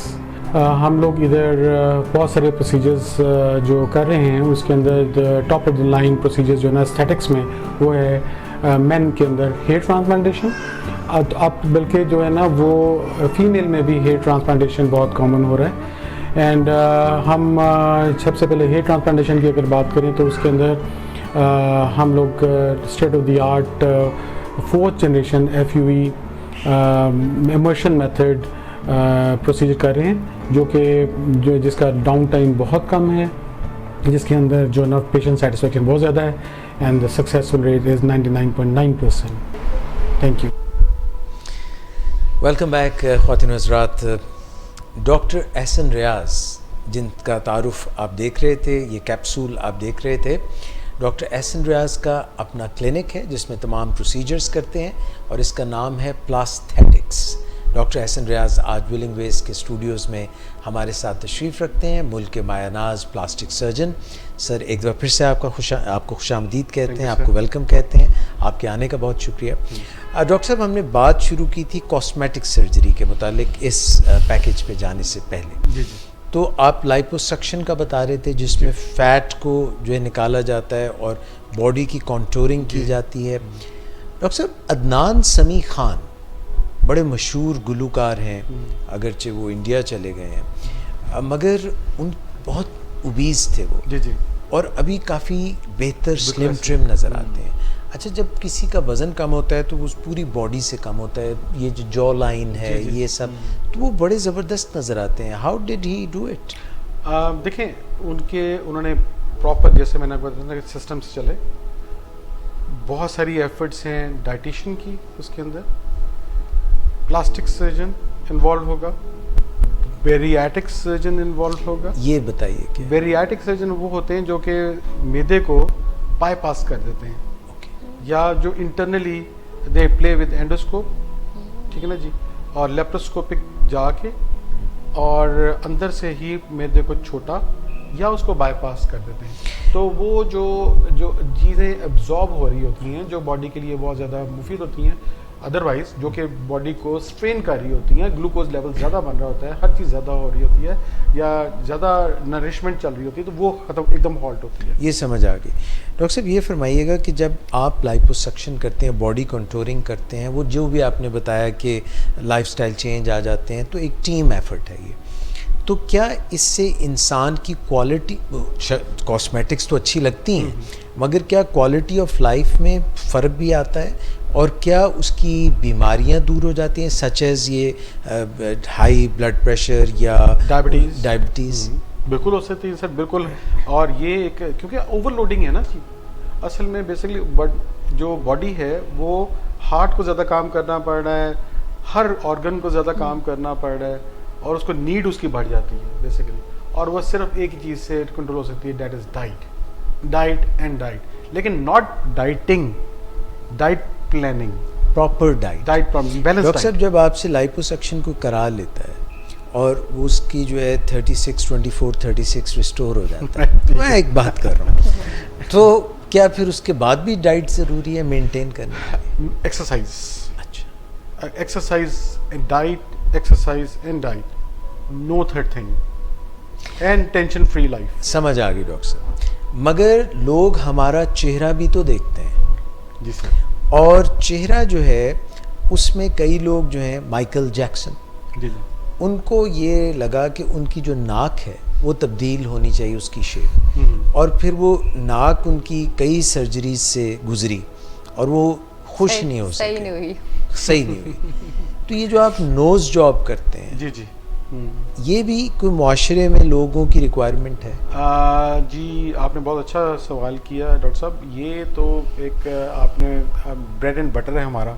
अच्छा राइनोप्लास्टीज and doing cosmetics basically, क्योंकि reconstruction में तो इतने पैसे नहीं हैं जो हमारा गुजरो पसर है सारा इसके ऊपर है, लेकिन ये तो लाइटर नोट था, लेकिन thing is they are people who are not satisfied with their body image, their looks, हाँ their looks, their body डिस्फॉर्मिज्म होता है बेसिकली उसको, या जो है वो अपने आप से खुश नहीं होते, वो उनको अपने आप में लगता है कि जी हम, हो सकता है अगला बंदा उनको देख के कहे कि जज करे कि जी कुछ भी नहीं है, लेकिन वो they are not satisfied inside. तो ये इन स्टोरी होती है बेसिकली। कॉस्मेटिक सर्जरी जो है ना पेशेंट, मैं हमेशा एक जो वर्ड यूज़ करता हूँ, they are other name of what you call psychological patient होते हैं, psychologically ill होते हैं या psychologically जो है ना unstable होते हैं, तो कि because they are not what you call वो they are not satisfied by inside, तो फिर वो different लोगों के ऊपर रख के कि जी उस तरह की नाक होनी चाहिए, या उनको जो है ना वो एक कहते हैं गोल बनाते हैं, या उनको आइडियलाइज करते हैं कि जी हमें इस तरह की नाक चाहिए या इस तरह का चेहरा चाहिए, मगर ये भी, या लिप्स आजकल देखें ये नाक के साथ साथ लिप्स, बोटॉक्स, ठीक है ना, बहुत ज़्यादा चल रहा है जी, बहुत ज़्यादा। वो किस तरह के, हाँ जी, पाउटिंग जो बेसिकली जो है ना, जी जी बिल्कुल, तो वो आजकल बहुत ट्रेंड है, सेल्फीज जो डॉक्टर मैं तो देखिए कि कई मुंह बिगड़ जाता है जी, ऐसे ही है, ऐसे ही है, ऐसे ही। तो वो प्रॉपर सर्जरी नहीं होती, या क्लाइंट की डिमांड कुछ इतनी ज़्यादा होती है कि वो खराबी? क्लाइंट की डिमांड तो हमेशा से ज़्यादा होती है, लेकिन आप डॉक्टर हैं, आपको उसको समझाना चाहिए, आपको there is a grey zone या एक रेड एरिया होता है, अगर वो पेशेंट उस रेड एरिया में जाना चाहता है तो फिर आप उसको स्टॉप करना चाहिए, उसको समझाना चाहिए और उसको बताना चाहिए कि काउंसलिंग करना बेसिकली कि ये चीज़ पॉसिबल है आपके लिए, ये रियलिस्टिक गोल्स हैं, ये अचीव हो सकते हैं, ये नहीं, और वैसे भी डॉक्टर के भी इख्तियार में एक हद तक है ना चीज़, कुछ चीज़ें तो उसकी लिमिट से बाहर है उसकी, तो और मैं I tell you they are very bad patients. आप अगर जो प्रॉपर लोगों के पास नहीं जाते, या जो लोग एंजाइटी में आके उनके ऑपरेशन कर देते हैं, तो यू आर इन नो वे, मतलब है कि नो वेयर। अच्छा डॉक्टर साहब ये जो ENT वाले राइनोप्लास्टी करते हैं और ये जो सेप्टोप्लास्टी जी बिल्कुल, आई थिंक देखें इसमें ये वो लोग कहते हैं कि ये हमारी डोमेन है, हम लोग कहते हैं हमारी डोमेन, माय वर्डिक्ट इज जो ट्रेंड हुआ है इसके अंदर वो करे, वो उसकी डोमेन है, समझ गया, जो जिसने ट्रेनिंग हासिल की है उसके अंदर, अगर एक बंदा राइनोप्लास्टी नहीं करता और वो आप उससे जाके करवा लेंगे तो उसने जड़ मारनी है ना, उसकी जड़ ही खराब कर देनी है। मुझे फिर से माइकल जैक्सन याद आ गया, उसको बड़ा शौक था कि वो चिट्टा हो जाए। जी बिल्कुल। तो ये हमारे यहाँ पे ये जी हमारा जो 95% काम यही है कि ये ग्लूटाथायोन के इंजेक्शंस आए हुए हैं और वो हमें लग जाए किसी तरह, हम रातों रात जो है ना वो मैंने गोरे भी हो जाएं। लगवाने हैं। ये आप करते हैं? हाँ जी करते हैं, इसमें लेकिन counselling भी वही करते हैं? काउंसलिंग बहुत ज़्यादा है। देखें आपका रंग इन वन टोन आता है, नॉट एज के जो है ना वो Drastic आपको change बहुत नहीं। ड्रेसिक चेंज नहीं आती है आपको, आपके अंदर से जो फ्री रेडिकल्स हैं वो एक्सक्रीट हो जाते हैं, आप बहुत अच्छा फील करते हैं, आपकी स्किन टोन अच्छी हो जाती है, आपकी कोलेजनाइजेशन अच्छी हो यानी जाती उसी है, टोन में रहते हुए आप थोड़े से हाँ, फेयर अच्छे फेयर हो जाते हैं। फेयर के अलावा लगा आप inner sense of well being आती है, बिकॉज ये जो ग्लूटाथायोन है ये भी आपकी जो है ना it's a combination of amino acids, ठीक है ना। जो अमाइनो एसिड्स है basically it's an integral part of your cell, और इसके साथ जो विटामिन हैं जैसे विटामिन सी है या विटामिन ई है, वो जो आपके पिगमेंट्री प्रोड्यूसिंग सेल्स हैं उनको उनको डाउनग्रेड करते हैं। जब डाउनग्रेड करेंगे तो वो आपका जो रंग है वो निखरता है। लेकिन आप ये ऐसे नहीं कह सकते कि आप ये 100% हर एक को फ़ायदा हो। इसके अंदर ये है कि आप पहले तो इंजेक्शन लगवाएं और जाके धूप में खड़े हो जाएं तो आपको क्या फ़र्क पड़ना है। तो धूप स्किन की दुश्मन है? बल्कि उससे तो स्किन मजीद सेंसिटिव हो जी जाती है। सेंसिटिव हो जाएगी और प्लस उसको आपको Injections। नुकसान हो सकता है। यानी एक हद तक धूप में जाएं ताकि जी। विटामिन डी मिले। जी और प्रोटेक्टिव जाएं आप। अच्छा, यूवी मास्क प्रोटेक्शन लगाएं। प्रोटेक्शन लगाएं। SPF लेवल्स आते हैं डिफरेंट सन ब्लॉक्स के, स्टार्टिंग फ्रॉम SPF 10 से लेके और 100 अकॉर्डिंग तक, to the environment, according to the environment, according to the base, according to the what you call country you live need in, of a patient. Need of the patient. आपको आपकी oily skin है बेस्टर लोगों की, तो अगर आप oil का base का ऑयल ही लगा लेंगे ऊपर, ऑयली आप सनब्लॉक लगा लेंगे तो वो तो आप और ज़्यादा आपको चिप शुरू हो जाएगी और आप और काले हो जाएंगे, तो डिजास्टर होंगे। तो यू नीड सिलिकॉन या वाटर बेस्ड उसके अंदर सनब्लॉक के अंदर। एलोवेरा भी कुछ हेल्पफुल है? देखें ये सारी चीज़ें मिक्स होती हैं अंदर। एलोवेरा ठीक है, उसके अंदर मींस के शिफा है और प्लस जो है इसके अंदर हीलिंग पावर्स हैं, यस। लेकिन मैं आप बताऊँ आपको, excess of aloe vera does harm you, ठीक है ना। एक quantity of aloe vera, you need a quantity, यानी कि इसलिए आप जो ऐसे प्रोडक्ट्स यूज़ करें जो कि सर्टिफाइड हो, CE सर्टिफाइड हो या जो है ना वो अप्रूव्ड हो by what you call FDA approval हो, या आपका ब्रिटिश एसोसिएशन से अप्रूवल हो, या पाकिस्तान की PMD से अप्रूवल हो। ऐसी चीज़ों पे ना जाएं जो कि वाइटनिंग क्रीम्स मिक्स करके, डिफरेंट, मैं नाम नहीं लेना चाहता वैसे, लेकिन अदरवाइज जो प्लस करके ट्रेंड्स करके और उसके अंदर स्टीरॉइड डाल के, उसके अंदर मर्करी भी होता है सारा। ये जितने भी इश्तहार आजकल ब्यूटी क्रीम्स के चल रहे हैं ये सारे मींस के ये बैन प्रोडक्ट्स हैं, ये फैटल प्रोडक्ट्स हैं। और एक और मैं बताऊँ आपको एक चीज़, एक मलाजमा होता है, मलाजमा छाइयाँ होती हैं, जिल्द मुख्तलिफ रंगों जी की काली हो जाती है, थोड़ी सी डबल टोन हो जाती है, या आपने देखा होगा बटरफ्लाई, कहीं काली, जी बटरफ्लाई टाइप ऑफ रैश आ जाती है। तो लेकिन अब एक नई चीज़ नज़र आ रही है जो कि बेसिकली इन क्रीम्स की वजह से ऑल्टर्ड फॉर्म मीन से मलाजमा आता है, उसके अंदर एक चीज़ और एक्जिमा भी शामिल हो गया, मलाजमा के अंदर एक्जिमा भी शामिल हो गया, स्किन आपकी थिन हो जाती है। पहले तो बहुत आपको इफेक्ट आता है कि जी आप इतने गोरे हो गए जनाब, और ऐसी खातून आप आराम से जज कर सकते हैं कि इसका जैसा मुंह गोरा हो, हाथ गोरे हो, लेकिन पैर काले हो। You can easily what you call grab that moment, spot के जिसने ये काम किया हुआ। डॉक्टर साहब ये भी समझ आ गई। अब ये फरमाइएगा कि रिंकल्स जो हैं आ जाती जी एजिंग है एक चीज़, जी और वक्त के साथ जो है चेहरे पे भी रिंकल्स आ जाती हैं, गर्दन पे रिंकल्स आ जाती हैं। इसका वो मुझे एक याद आ गई कहानी के एक साहब थे, मैं थोड़ी चेंज कर रहा हूँ क्योंकि नाजरीन के लिए, तो वो एक दिन ना अपनी बीवी को इम्प्रेस करने के लिए, तो उन्होंने कहा कि ये देखें मैं जो है ना अपने नेचुरल ड्रेस में हूँ। तो उन्होंने कहा अपने नेचुरल ड्रेस को इस्त्री तो कर लेनी थी। तो ये जो मसला है, जो रिंकल्स आ जाते हैं, इसका भी कोई हल? You right. देखें रिंकल्स दो एजिंग प्रोसेस का पार्ट है, और ये एक ऐसी चीज़ है जो कि एज यहाँ छुप नहीं सकती, नहीं छुप सकती, उसको जो मर्जी कर लें। एक्सेप्ट करना हाँ जी, चाहिए। और लेकिन द थिंग इज़ कि अब जो मोडेलिटीज़ आ गई हैं उसके अंदर आप you can delay the changes, exactly. ठीक है ना। अब ये चेंजेस डिले में बहुत बड़ा नाम है बोटॉक्स का एंड फिलर्स का, हाइलुरोनिक एसिड फिलर्स का, जी, और नॉन इन्वेसिव थेरेपीज का, और उसके बाद सर्जरीज का। अच्छा, ये स्टेप बाय स्टेप है। पहले पेशेंट ज़्यादातर जो प्लास्टिक सर्जन के पास आते थे तो वो कहते थे जी हमारा जो ना ये ब्लेफलोप्लास्टीज के लिए ये पफी आइज हो गई हैं, या Fine हमारा lines ये फेस ढलकता जा रहा है, फोरहेड के ऊपर रिंकल्स, तो we try to do them massive surgery on them, ठीक है ना।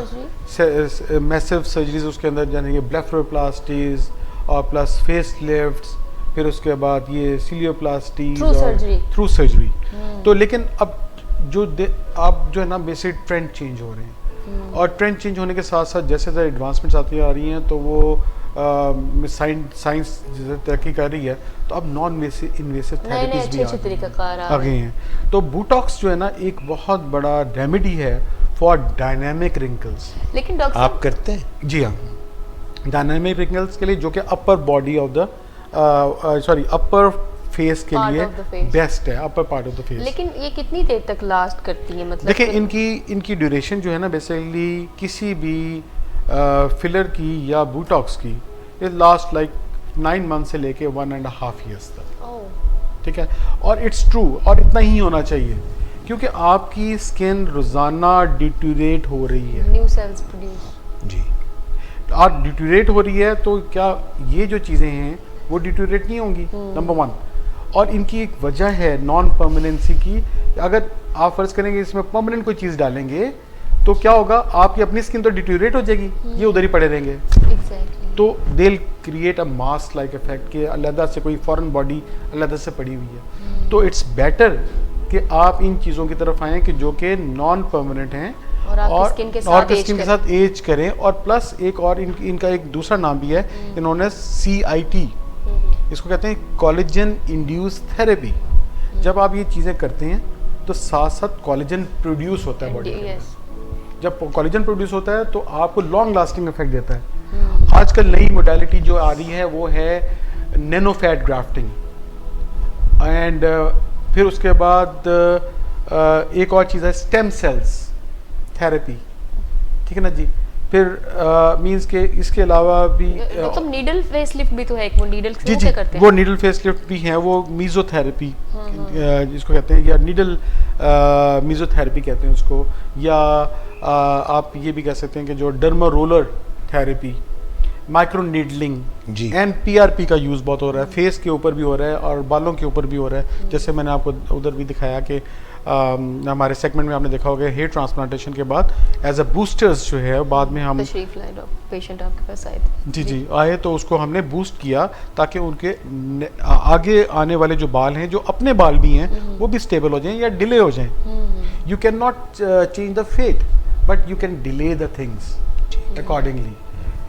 अच्छा डॉक्टर साहब, ये फरमाइएगा कि कुछ ख़वातीन को आजकल हार्मोनल चेंजेस की वजह से बहुत ज़्यादा बाल आ जाते जी जी हैं, हर्सूटिज्म जिसको कहते जी जी हैं, इसका भी कोई हल है? ये 2 सवाल मैं आपसे बिल्कुल कर जी, रहा हूं। 2 हाँ, सवाल, जी, एक जी, और जी, साथ जी, में। जी। और कई दफ़ा ये जो मोल्स हैं, छाइयाँ हैं या मोल्स हैं, तो इसमें लेज़र के ज़रिए बालों का रिमूवल या ये जो स्पॉट्स हैं इनका रिमूवल किस हद तक आप करते हैं? लिमिटेड मींस के इसका पार्ट है। पहला आपने जो क्वेश्चन किया कि जी जो बाल आते हैं बच्चियों के और ख़वातीन के, वो एक हार्मोनल तो बेसिस हैं, लेकिन आजकल जो डाइट हमारी है वो भी उसमें अंदर हर डाइट के अंदर जो ना एनाबॉलिक स्टीरॉइड्स हैं, क्योंकि हम फोर्टिफिकेशन की तरफ हैं। मिल्क हमें फोर्टिफाइड मिलेगा, हमें जो मीट है वो भी मींस के उसके अंदर भी स्टीरॉइड्स यूज़ हो रहे हैं, जो आपके ड्रग्स यूज़ हो रही हैं वो उनको जो है ना वो भी आपकी जो उनका सिर्फ काम ये है कि फुला के हर चीज़ को या अच्छा करके पेश करना। तो जब ये लोग खाएंगे तो हार्मोनल डिसबैलेंस खुद ही होंगे। तो इसका बहुत बड़ा साइड इफ़ेक्ट जो मीन्स के स्टीरॉइड का है, वो हिरसुटिज्म भी है, या अनड्यू बाल जो है ना वो फेस के ऊपर नुमाया होते हैं। तो यस, फेस के लिए जो रेमेडी है इट्स नॉन परमानेंट थेरेपी, और आप लेज़र के सेशंस लेते हैं तो बाय वर्च्यू ऑफ दैट आपका जो मोटा बाल है वो बारीक हो जाता है, उससे बारीक होगा, और वो एक वेलस हेयर के ना जैसे फेस के ऊपर हेयर होते हैं छोटे छोटे, उसमें कन्वर्ट हो जाता है। लेकिन इट कैन रिबाउंड कई बैक। दफ़ा वो खवातीन की कोई हेयर लाइन भी ऐसे होती है ना जी जी सामने। जी जी, वो भी ठीक हो जाए, लेकिन नॉन परमानेंट अगेन, क्योंकि inciting cause of growth for the hair is your hormone. जब तक हार्मोन पीछे रहेगा तो वो तो नहीं बंद हो सकता ना जी। तो ये जिन लोगों ने लिख के लेके लगाया होगा जी permanent solution of hair loss, कि दोबारा वापस बहुत ज्यादा बाकी वापस नहीं आएंगे, लेज़र ये गलत है बिल्कुल। तो खुदारा जो ना इन लोगों से होशियार है। नकालों से होशियार तो है। डॉक्टर साहब ये जो तिल और कोई जी, मोके जी। और ये हाँ यस, अब इसके अंदर मिनी इन्वेसिव प्रोसीजर्स हैं। हम एक नई मोडेलिटी जिसको प्लाज्मा पेन कहते हैं, इसमें आप वॉट्स, मोल्स, रिंकल्स प्लस आपकी जो लिमिटेड ब्लेफरोप्लास्टीज भी हम इससे कर लेते हैं। Very nice. ठीक है ना। और लेज़र जो है ना उसने बहुत ज़्यादा ओपन होराइजन खोल दिया है। लेज़र तो आजकल टॉक ऑफ द टाउन है, और लेज़र से आप नेक्स्ट फ्यू जो मींस के जब फ्यू ईयर्स हैं, डेकेड्स हैं, ये मेरा ख्याल लेज़र काफ़ी चीज़ों में और भी हो जाएगा। इंडस्ट्री में तो पहले आया हुआ है, लेज़र कटिंग स्टार्ट हुई है, लेकिन अब मेडिकल फील्ड में भी लेज़र जो है ना बहुत ज़्यादा इन हो गया। अच्छा डॉक्टर साहब, लेज़र के बारे में मिथ्स भी हैं कि स्किन को डैमेज करता है या इससे तो बड़े नुकसान होते हैं, मतलब बहुत सारे लोग रिलक्टेंट भी होते हैं to go under the procedure of. देखें, कार जो है वो एक ड्राइवर चलाए और नाड़ी चलाए तो फ़र्क होता है ना जी। तो आपको right decision at right time, right modality right time, right for the right what you call element या डिजीज़ के लिए, या जो चीज़ जिसके लिए बनी है उसके लिए यूज़ करें तो कोई साइड इफ़ेक्ट नहीं है। एंड मैं हमेशा एक और मैं ये बहुत बड़ा स्लोगन है मेरे कि अगर difficult procedures in safe hands are easy procedures, ठीक है ना, and easy procedure in difficult hands they are complex. अच्छा, एक और बड़ा इंपॉर्टेंट क्वेश्चन है, जैसे लोग बोटॉक्स की आपने बात की, फेस लिफ्ट, मतलब किस एज के बाद लोगों को आप रिकमेंड करेंगे कि करना चाहिए? देखें, वो बॉडी डिस्फॉर्मिज्म या जो होता है ना, वो तो मैंने आपको बता दिया कि जो इनर सेटिस्फेक्शन नहीं है, तो बोटॉक्स देखें। आजकल तो मेरे पास जो है ना, आप ये समझ लें कि बच्चियां जो है ना फिर से 15-16 ईयर्स की भी बोटॉक्स के लिए आई हुई हैं, फिलर्स के लिए आई हैं, जैसे पाउटिंग, जैसे इनके लिप्स अपने पिचके हुए गालों के लिए, या अदरवाइज मींस के वो कहते हैं कि जी हमारी लिप्स, अपर लिप जो ना बारीक है, लोअर लिप ज़रा थोड़ा सा मोटा है, उसको कम कर दें, उसको ऊपर वाले को ज़रा बड़ा बेहतर कर दें, चिन पीछे है, आगे है, या जो अदरवाइज मेरी जो ना ये चीक्स जो है ना दे आर सनकन, ऊपर नहीं है, हाई सोफिया लोरेन की तरह, जी जी, मिस की तरह। नहीं सर, मेरे कहाँ है, मैं तो I am very natural, like मैंने कभी कुछ नहीं करवाया। गुड, ठीक है, लेकिन करवा लेना चाहिए कुछ ना कुछ, क्योंकि आपको वो मीन्स के ज़रा डिले हो जाता है सारा प्रोसेस। तो मतलब मुझे बोटॉक्स के बाद लेना नहीं चाहिए? नहीं, नहीं, आप मेंटेनेंस डोज में जाएं। हर चीज़ की जो ना एक्सेस इज बैड, बट मतलब अगर मेंटेनेंस में जाएंगे तो आप you can delay your process. देखिए, आप अपना पेशेंट बनाने की कोशिश कर रहे हैं। आप आए जनाब, आपको बिल्कुल you are more than welcome. अच्छा डॉक्टर साहब, ये कॉस्मेटिक में एक तो जो है ज़रूरत डिस्मॉर्फिज्म, एक बॉडी इमेज, ये मगर कहीं ज़रूरत भी होती है। जैसे कुछ लोग पैदाइशी तौर पे उनका यहाँ पे क्लेफ्ट जी जी जी लिप होता है, जी, या वो जो लिप है वो अंदर तक क्लेफ्ट, जी, जी, तालू जो है वो भी क्लेफ्ट होता है, ये सर्जरीज करते हैं? जी बिल्कुल करते हैं, और इसके लिए हम हमारा स्पेशल एक कैंप हम ऑर्गेनाइज करते हैं जो, और हम ये आप लोगों के साथ भी जो है ना वो मैं शेयर करूँगा कि कोई क्लेफ्ट लिप, कोई क्लेफ्ट पैलेट, ये मीन्स के they are detected what you call part of our society, और इन लोगों के लिए हमारे लिए फ्री ऑफ कॉस्ट हम जिन्ना बर्न एंड रिकंस्ट्रक्टिव सेंटर में हम इनका इलाज करते हैं, और इनको पूरी वो होल लाइफ इनको सर्विसेज प्रोवाइड करते हैं, starting from what you call initial assessment, plastic surgery consultation, nutrition, psychologist, rehabilitation, and for afterwards, यानी कि जो आपको रीकॉप सर्जरीज होती हैं उसके बारे में, और रिहैबिलिटेशन, ये सारा कुछ हम प्रोवाइड करते हैं। डॉक्टर साहब, एक हिसास टॉपिक है, मगर क्योंकि आप प्लास्टिक सर्जन हैं और जो है कई चीज़ों से शाय अवे नहीं हम कर सकते, डिस्कशन ज़रूरी है। ब्रेस्ट रीसर्जरी जी जी। कहाँ पे रिकमेंडेड है, कहाँ पे रिक्वायर्ड है, इसकी क्या डायनेमिक्स है? देखें, नॉर्म्स की बात करूँगा मैं, और ये फिर अगेन हमारे जो माशरे में अब अवेयरनेस इसकी बहुत ज़्यादा आई है। ब्रेस्ट सर्जरीज दो तरीके से हम लोग केटर कर रहे हैं एज ए प्लास्टिक सर्जन। एक तो है कॉस्मेटिक और दूसरी है रिकंस्ट्रक्टिव। वो तो किसी को कैंसर हो गया, जी, किसी बिल्कुल, के बिल्कुल, ब्रेस्ट कैंसर बिल्कुल हुआ, ऐसे ही है। मेस्टेक्टमी हो गई। देखें, टू लूज अ ब्रेस्ट बहुत बड़ा एनिग्मा है, बहुत बड़ी। और एक पे जो जो जो फीमेल है उसका बहुत बड़ी एंटिटी है ब्रेस्ट की, जो कि वो मतलब एक डिप्रेशन में चली जाती वो है, सेल्फ एस्टीम ही उसकी खत्म हो सेल्फ एस्टीम खत्म हो जाती है। एंड वो जब आप ये सुनते हैं कि जी, और तभी अवेयरनेस ब्रेस्ट कैंसर के बारे में बहुत ज़्यादा है, और हम लोग एज ए प्लास्टिक सर्जन उनकी हेल्प आउट करते हैं बाय रिकंस्ट्रक्टिंग और रीशेपिंग द ब्रेस्ट, यानी कि जो ब्रेस्ट लूज हुई है उसकी रिकंस्ट्रक्शन, और जो ब्रेस्ट रेमिनेंट है उसकी रीशेपिंग, ताकि वो बैलेंस हो जाए आपस में। ठीक है ना? एंजेलिना जूली जो है उनमें डिटेक्ट हुआ जीन फॉर ब्रेस्ट कैंसर। जी जी, बिल्कुल। She went for mastectomy, double mastectomy, ji. and then she had the reconstructive surgery of breasts. both breast, yes, you're right. अच्छा, दूसरी किस्म की जो सर्जरी हैं वो हैं हमारी कॉस्मेटिक सर्जरीज। कॉस्मेटिक सर्जरीज में अब ऐसे पेशेंट्स हैं जो कि डाउन फॉल करते हैं और एक अप फॉल करते हैं। डाउन फॉल का मतलब ये है कि they have got means They want to reduce the size. No, increase they have the got they want to increase the size because norms नहीं है वो, तो उनको लगता है कि जी हमारी ब्रेस्ट जो है ना वो बेहतर, ये यानी कि ये ऊपर इतनी होनी चाहिए, Okay. और वो अप टू द मार्क नहीं है। Okay. वो एग्जामिनेशन के बाद हमें पता लगता है कि ये इसका कितना डिफरेंस है, तो they want to enhance it. Okay. ठीक है ना, नंबर वन। दूसरा कैटेगरी है जो कि अपर Reduce. साइड में जो रिड्यूस करते हैं, उनके लिए सोशल एक एम्बेरसमेंट है, उनके लिए एलिमेंट है, उनके शोल्डर्स पेन के लिए और ये वो सारा, और अदरवाइज वो जो आपस में कोलीग्स हैं या पीयर्स हैं आपस में, तो उनका मजाक उड़ाते हैं, तो वो उसकी वजह से ये दो किस्म की कैटेगरीज हैं। ये भी फिर साइकोलॉजिकल जी, साइकोलॉजिकल है।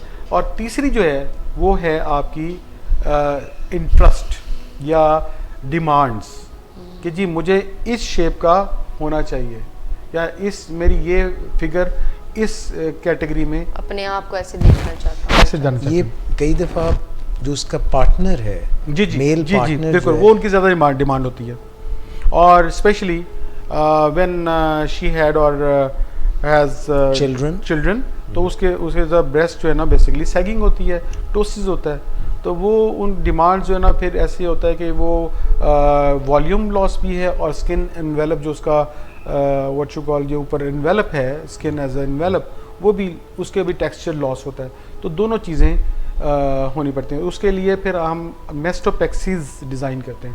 मेस्टोपेक्सीज है रीशेपिंग ऑफ द ब्रेस्ट, उसके अंदर बाज़ हमें इम्प्लांट भी यूज़ करना पड़ता है। फिर आजकल जो लेटेस्ट है, जो कि इम्प्लांट के अंदर लोग नहीं आ रहे, वो है फिर सेल्फ आपकी जो ऑटोलोगस फैट है उसके अंदर इंजेक्ट करें, कहीं डिफरेंट जहाँ पे एक्सेस ऑफ फैट है वहाँ से निकालें एंड वी इंजेक्ट इनटू। इसके लिए भी डॉक्टर साहब एक्सपर्ट होना बहुत जी बिल्कुल, एक्सपर्ट होना और ज़रूरी है। उसमें जो एक एस्थेटिक्स का सेंस है, जी जी बिल्कुल, वो बहुत ज़रूरी है जी, बहुत ज़रूरी है। ये तो इसके बगैर, कंसल्टेशन के बगैर, और अगर आप अच्छे क्लिनिशियन नहीं हैं, आप अच्छे तरह आइडेंटिफाई नहीं कर सकते प्रॉब्लम को, तो आपको राइट ही नहीं है किसी किस्म का कोई काम करने का। डॉक्टर साहब आज के प्रोग्राम की लास्ट बात, जी जी जो कि बहुत ही कॉमन है, अभी हम ख़वातीन की बात कर रहे थे और अब हम मर्दों की बात कर रहे जी सर, जी सर। और मर्दों में ये जो मेल पैटर्न बाल्डनेस है, जी सर। जिसमें टेम्पोरल रिसेशन है, या क्राउन से खाली है, या जी, पूरा ही जो है अंडा बन गया है, ग्राउंड बन गई। अंडा बन गया है ना तो जैसे अंडे पे बाल नहीं आ सकते, इस तरह से जो है कई दफ़ा टिंड पे भी बाल नहीं चौदहवीं आ का चांद सकते। होता है। जी, वो एक बिल्कुल। मुझे फिल्म याद आ गई कि जिसका नाम था ऑल हेयर ऑन माई टिंड are gone with the wind. एक फिल्म थी बड़ी मशहूर, गॉन विद द विंड। इसके मुतल्लिक कुछ बताइए। सर बड़ा अपने यहाँ hot पे भी topic- क्वैक्स बहुत है सर। जी बिल्कुल ऐसे ही है। वो यही वाली जो क्वैकरी है ना, वो तो हमारा स्लोगन ये होना चाहिए, say no to say no quackery, to quack, yes. Say no to quackery. यानी कि आप देखें, क्वैक का कोई कसूर नहीं है, वो तो बैठा हुआ है, आज जा तो आप रहे हैं, आइडेंटिफाई तो आप नहीं कर आइडेंटिफाई आप कर रहे हैं, आप उसको गलत मतलब उसके बहकावे में आ रहे हैं, आप उसके जो है ना वो एक शिकंजे में आ रहे हैं, और वो ये भी नहीं पता। दोनों को आइडेंटिफाई करना चाहिए, मेडिकल क्वैक को भी और टेक्नीशियन क्वैक को जो कि नॉन डॉक्टर है उसको भी करना चाहिए। कैसे कर सकते हैं इनको हम? ये आप सिंपल सी बात है, एक तो आप उसकी डिग्री को सबसे पहले चैलेंज करें कि आर यू सेटिस्फाइड और मांग सर्टिफाइड। सकते हैं। जी बिल्कुल मांग सकते हैं। ये पीएमडीसी की स्टैंडिंग ऑर्डर्स हैं कि आपके क्लिनिक के ऊपर आपकी डिग्री पेस्ट होनी चाहिए। एमबीबीएस, एफसीपीएस, नहीं, जो आप स्पेशलिटी की डिग्री, स्पेशलिटी, स्पेशली जो आपके hair transplantation and liposuction, they should be done by qualified hair transplant and cosmetic या मींस के प्लास्टिक सर्जन, जो प्रैक्टिस आप करने का क्लेम करते जी हैं जो जहाँ- प्लान करते हैं। हाँ। और वो, और अगर आपकी बेसिकली अगर आप पीएमडीसी का भी इसमें कोई रोल है? जी पीएमडीसी का होना चाहिए, लेकिन unfortunately law and order situation in our country is like hell, कि अगर आप इस पर रूल्स बने हुए हैं लेकिन इम्प्लीमेंटेशन नहीं है। अब मेरा ख्याल है कि या अगर आप फ़र्ज़ करें कि मैं आपके प्रोग्राम के तवज्जुह से ये कहूँगा कि आइडेंटिफाई करें इन लोगों को, और प्लस उन्होंने कहा होगा हमें नंबर दें, लेकिन जब नंबर देंगे तो हमने तो उनको कह दिया, लेकिन आगे जाके फिर वो पैसे लेके उसके बाद दोबारा काम शुरू कर लेंगे। पंजाब हेल्थ कमीशन का भी कोई इसमें रोल है? सर आपको अपने प्रोग्राम में पंजाब हेल्थ कमीशन को बुलाना चाहिए, बल्कि और हमारे एंड से हम लोगों की जो है ना पूरी वह सपोर्ट होगी आपको, कि हम बैठ के आपको आइडेंटिफाई कर सकते हैं कि जी आपको इन लोगों को आप जो ना ज़रा थोड़ा आड़े हाथे लें, क्योंकि ये आपकी मरीज़ जो है ना बेसिकली उसका ज़्यादती है, आपके ज़्यादती है। आप ही मतलब कि मीन्स ब्लड प्रेशर है, आपका एक होल सिस्टम है, एक फिजियोलॉजी है, एक एनाटमी है, आपका एक सिस्टम चल रहा है, आपके मैकेनिज्म काम कर रहा है, आपके इंजेक्शंस लगने हैं, आपके सर के ऊपर वो जो कॉल इंस्ट्रूमेंटेशन होनी है। तो आप एक ऐसे अनट्रेंड बंदे के पास, या ऐसे एक नॉन प्रोफेशनल लोगों के पास, या ऐसे एक अनसिविलाइज्ड एटमॉस्फेयर में आप अपने आप को हवाले कर देते हैं उनके, जिनके पास ऑपरेशन टेबल तक मौजूद नहीं है।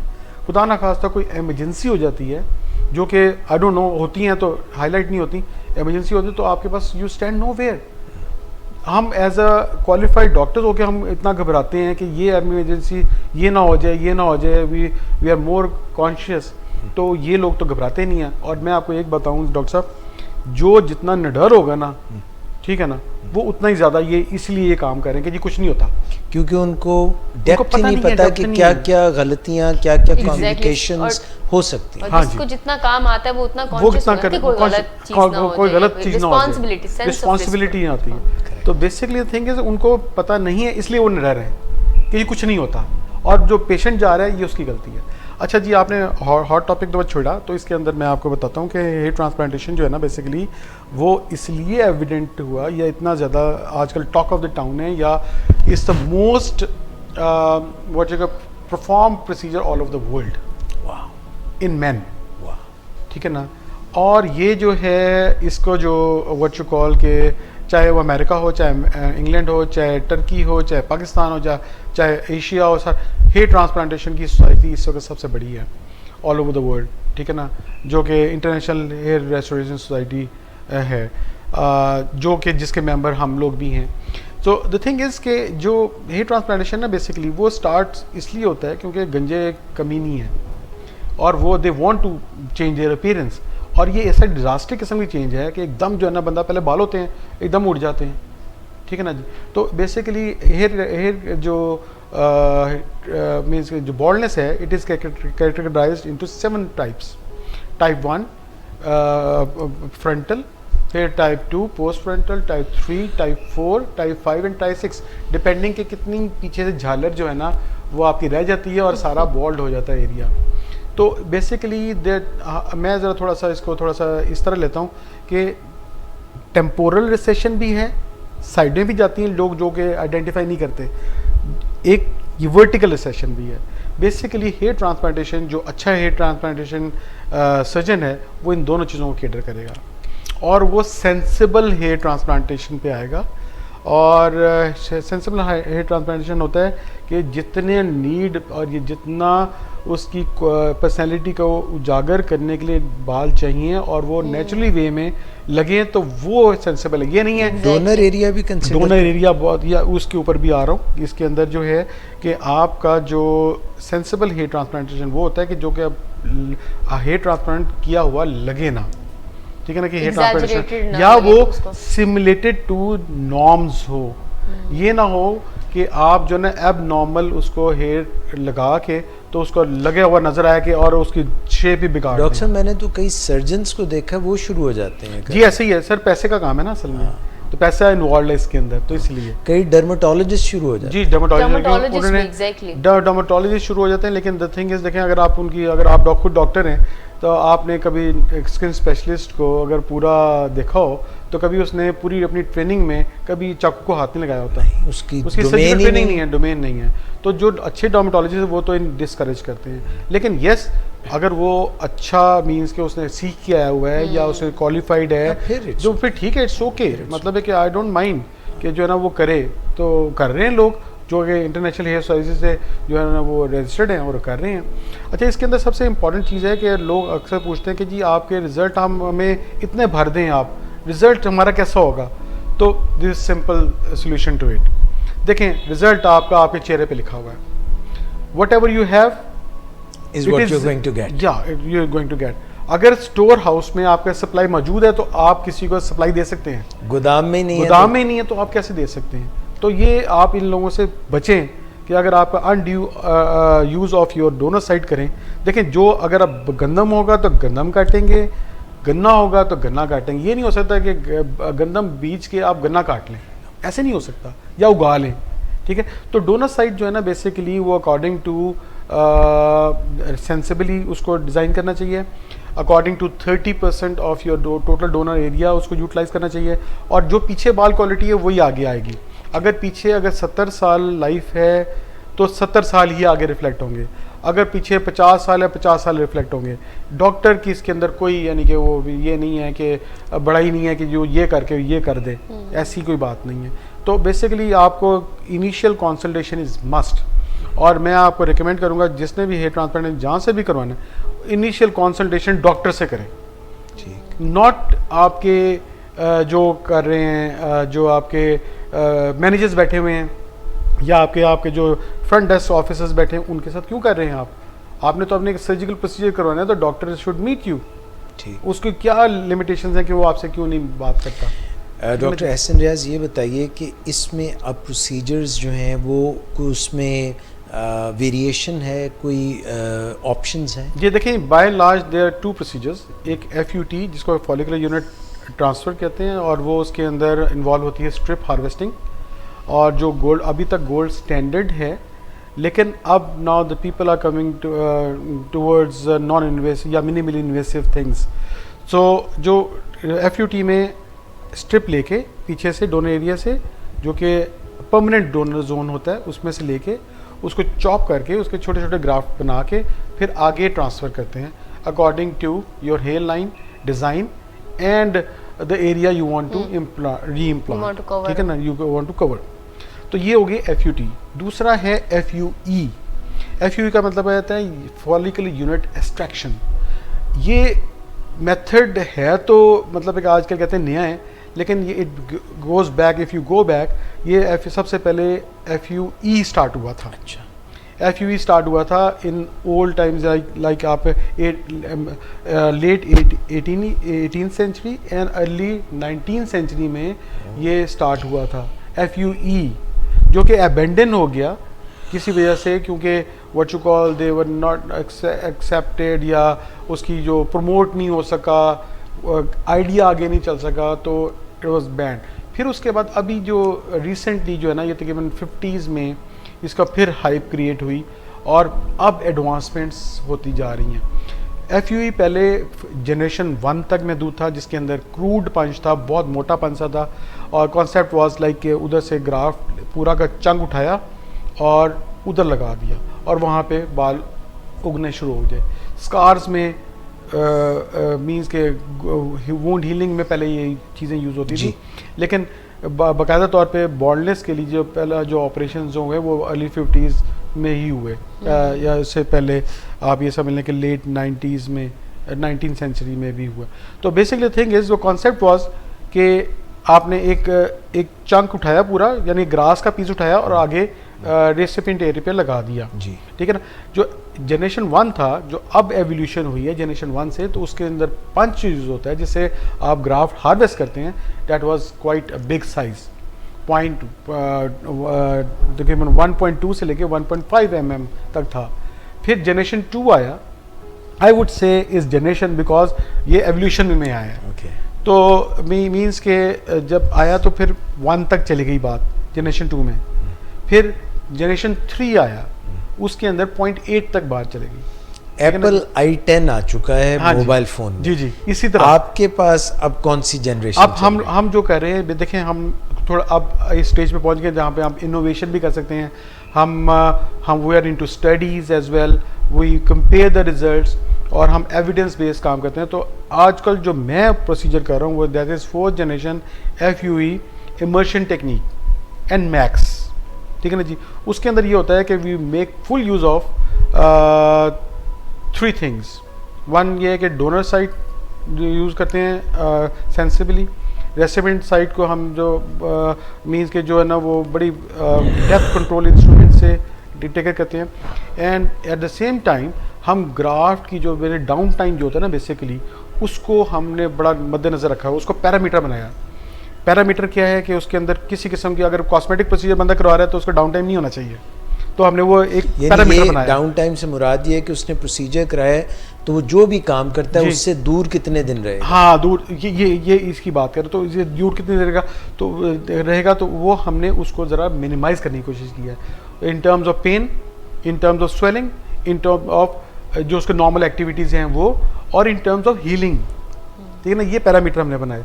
तो इसमें हमने बहुत एडजंक्ट्स भी यूज़ किए, जिसके अंदर PRP हम यूज़ कर रहे हैं रेगुलर, इसके अंदर बायोटिन बेस्ड PRP यूज़ कर रहे हैं हम, इसके अंदर हम इमर्शन टेक्निक में है कि हम PPP यूज़ कर रहे हैं, प्लाज्मा पुअर प्लेटलेट प्लाज्मा। एक होता है रिच प्लेटलेट प्लाज्मा, एक होता है प्लेटलेट पुअर प्लाज्मा। जो प्लेटलेट पुअर प्लाज्मा है उसके अंदर एबिलिटी नहीं होती कि वो क्लम्प्स बनाए। आप लोग पता है कि जी डेंगू फीवर में वो जो प्लेटलेट जब कम हो जाते हैं तो खून ज़्यादा निकलता है, तो प्लेटलेट कम हो जाते हैं। जब प्लेटलेट ज़्यादा हो, हर हीलिंग प्रोसेस में प्लेटलेट आते हैं, तो हमने प्लेटलेट एक्सक्लूड कर देते हैं उसके अंदर और ग्राफ्ट को उस विसिनिटी में रखते हैं ताकि वो फील करे कि it's not outside of the body, ठीक है। और उसको रिक्वायरमेंट, उसकी मेटाबॉलिक रिक्वायरमेंट और उसकी जो जितनी भी सेलुलर लेवल पे जो मींस के एनर्जी लेवल है वो मेंटेन होती रहे। तो ग्राफ्ट्स ज़ाया तो नहीं होते?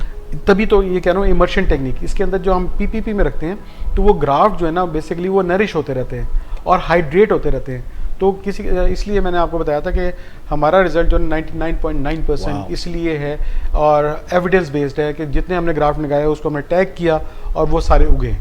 दे are known as sure grafts, ठीक है ना जी। तो जो और बेसिकली टेक्निक जो आजकल आपका मार्केट में आप देख रहे हैं वो ज़्यादा सारे जनरेशन 3 कर रहे हैं। उसकी वजह यह है कि जो पंच अवेलेबिलिटी नहीं है, ये लोकल पंच बनने शुरू हो गए हैं, कॉपी पंचेस बनने शुरू हो गए हैं, और जो पुराने पंच थे उनके अंदर जो मोटराइज्ड हैं वो क्या करते हैं कि वो टॉर्शन का इंजरी देते हैं।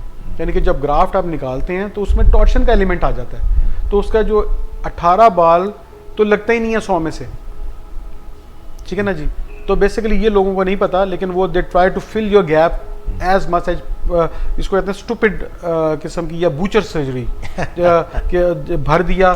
तो आप खुद देख लें, आपको मैं कॉमन एक मिसाल देता हूँ कि अगर हम 3 बंदे बैठे हुए हैं और यहाँ पे एक बर्गर हो तो हमारा तीनों को पेट नहीं भरेगा, या एक बिरयानी हो तो पेट नहीं भरेगा, सही है, ठीक है ना। तो आपको जितने ग्राफ्ट लगाएं उसकी नरिशमेंट भी उसी तरह होनी चाहिए।